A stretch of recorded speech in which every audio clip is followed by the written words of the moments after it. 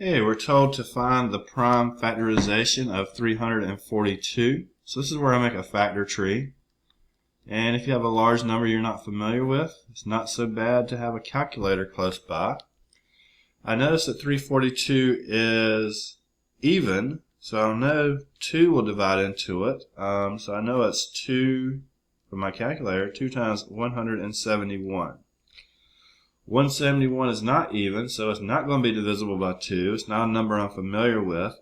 So let's just try some other prime numbers. 3, I got lucky. So 171 is 3 times 57.